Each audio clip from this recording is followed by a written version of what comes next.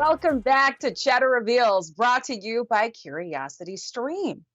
So, in recent years, we have seen an increase in the use of cashless payments and cryptocurrency. So, what does this mean for how money and payments will look like 10, 20, even 50 years from now? With us to discuss is Pascal Gauthier. He is CEO of Ledger. Pascal, welcome to the show. Thank you for having me. So, as we have been discussing, more and more folks are going digital. Will we at some point see a completely cashless world? The obvious answer is yes, and it's already happening in China. Uh, there are many places in China where you cannot pay with cash anymore. You cannot even pay with credit cards. So this world is already happening, and in our worlds, France, the US, we just need to catch up with innovation. So, what needs to happen for humans to be comfortable using cryptocurrencies and digital assets? As Hannah and I were just talking about, we're comfortable using our card. We've kind of done away with having cash, but there's still that little bit of hesitance with going to cryptocurrency or completely using digital assets. Yes, of course, and it's very natural because all of this is very new. So, crypto assets and sort of blockchain technologies are still forming right now, and there is a big need of infrastructure to be put in place. First before it's ready for prime time and sort of hundreds of millions of consumers to sort of use it as a mean of payment, for example. So, we just need time, I guess. Yeah, time and just to kind of, I guess, shore up a lot of our security systems and measures, because obviously going all digital makes us more vulnerable. So, what are the fears over security issues with all of this? Yeah, you make a very good point. When I talk about putting in place infrastructure for this business to sort of thrive and get the mass adoption, security is definitely one of the big worries. What crypto is better than cash on and the type of money that we use today for many reasons. But one of the weakness of crypto is security and the security of the private key.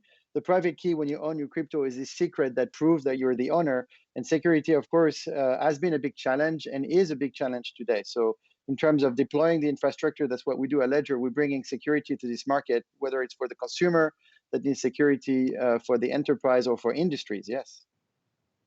Right, very important. So, Pascal, there was a lot of talk about using a digital dollar in the coronavirus relief plan that just passed in Congress. How does this digital dollar work? That's a great question, and I think today there is no definitive answer to how it works. Right now, for me, as far as I'm concerned, and for Ledger, the digital dollar is a concept. Now, how does it work? We'll need to have more details. Typically, will the digital dollar run on a public or private blockchain? If it's public or private, it means two different things. But let's assume that it's going to run on a public blockchain. Then the question becomes which blockchain, and so on and so forth. So I think right now, it's the concept. What's interesting is that the concept of a crypto dollar is sort of well understood by everyone, and the benefits of using crypto for the dollar is well understood by everyone. And now we need to get into the details. But the devil is always in the details of how it would work. But for us at Ledger, if it runs on a public blockchain, we'll secure the crypto dollar the same way that we secure Bitcoin today. Okay, so how would a digital dollar help in situations like the one we see now with this coronavirus outbreak?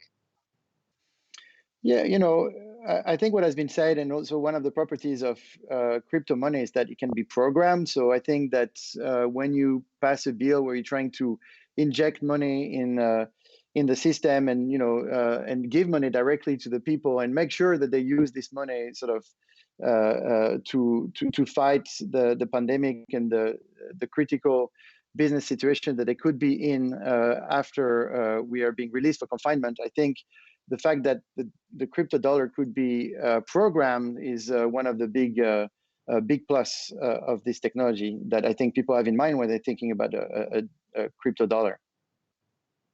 And when we hear, cryptocurrency and going digital, we may assume that this is just for larger institutions and businesses. But can this also be advantageous for everyday people? We talked about some of those vendors we see in New York City.